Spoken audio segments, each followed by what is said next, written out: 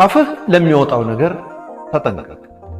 ሰው በጥይት ወይ በሰይፍ ብቻ አይደለም የሚወድቀው፣ በክፉ ንግግርም በቁሙ መቃብር ይወርዳል። አትግደል የሚለው ትእዛዝ የሰዎች ክብርና ሞራል በቃላት መግደልንም ያካትታል። በስድብና ቀናነት በጎደለው ንግግር ሰዎች በቁማቸው ይገደላሉ። ውስብስብ የሆነ የሞራል ቀውስ ውስጥ ይገባሉ።